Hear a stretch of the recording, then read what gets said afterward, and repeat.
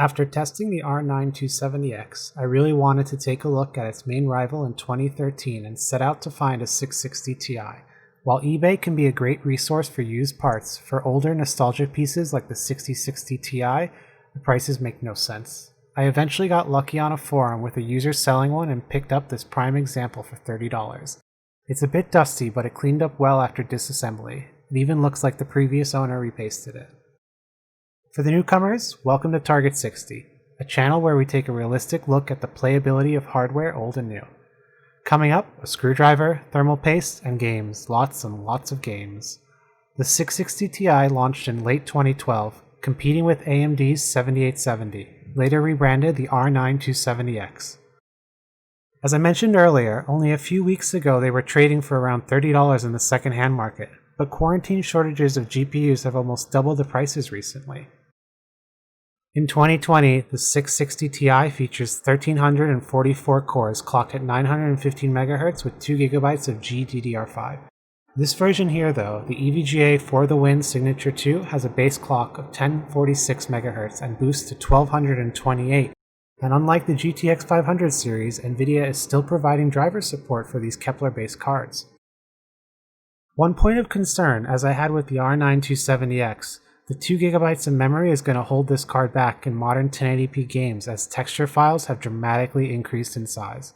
There is a 3GB version of this card, and if prices ever become sane again, I'll have a go at one of those.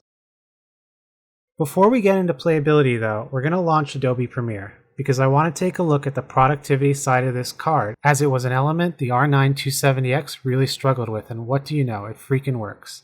Render times may be extended quite a bit from a modern card, but unlike the R9 270X, the 660 Ti provides a usable experience and you won't have to disable GPU acceleration to get Premiere running.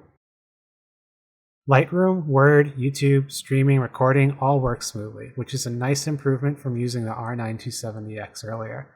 I suspect it was a driver issue, but we'll never really know.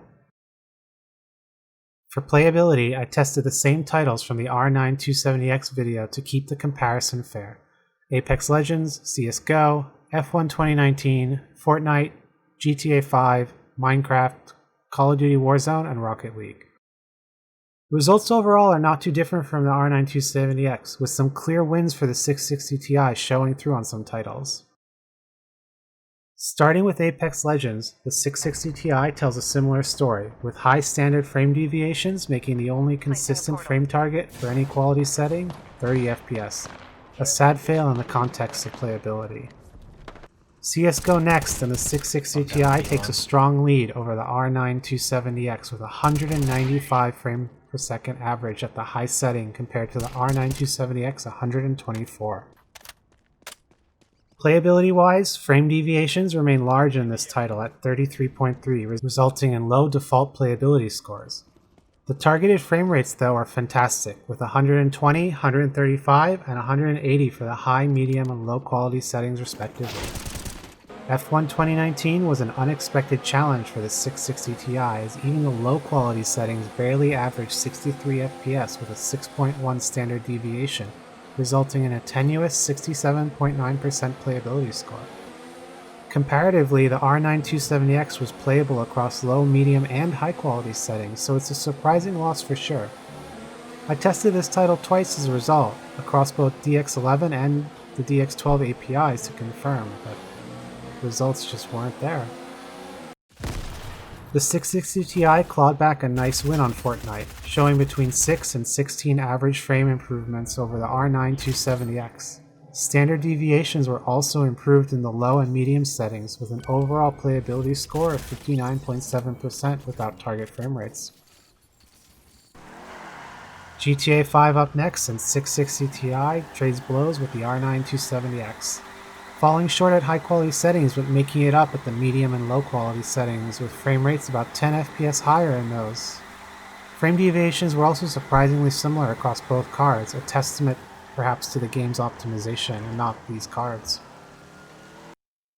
Minecraft returns and performs on par with the R9 270X, maybe slightly edging it out at the high and medium settings with lower frame deviations. Overall playability was only 21.4%, but applying some targeted frame rate settings would bring this number up considerably. Call of Duty Warzone is not a well-optimized title for these older cards, and 60 FPS is a must to be competitive. The 660 Ti and the R9 270X both struggle to hold water above 30 FPS at 1080p, and just outright failing playability as a result.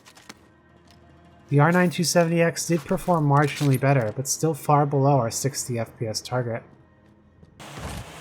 Rocket League showed a clear win for the green team here, with almost 3 times the average frame rates at the high quality setting, and doubling the performance at the medium and low settings. Frame rate deviations also stayed nice and low, earning the 660 Ti an average playability score of 79.1%. AC Origins makes a comeback to the benchmark for this comparison, and while the 660 Ti struggled and still failed playability, it outperformed the R9 270X, almost doubling the high-quality average FPS from 14 to 27 in comparison. The medium and low-quality settings did not improve nearly as much though, with averages of 31 and 36 respectively. Overall, I had fun playing with both these cards, but they are past their prime for modern games. Esport titles and the like will continue to be playable, but don't expect AAA releases to play above 60 FPS at 1080p. Even 720p with modern mainstream releases may not get there, like Call of Duty Warzone, shown here at 720p. The 660 Ti only manages 60 plus frames per second when indoors. Outside, the frame rate ranges between 40 to 60. Certainly improved from 1080p, but still not within the definition of playability. For my 660 Ti and the R9 270X, I'm planning to retire these two cards. They served me well and have earned their place on the collection mantle. Thanks for watching. Stay tuned for some more relevant CPU and GPU reviews plus fun projects in cooling and overclocking stuff.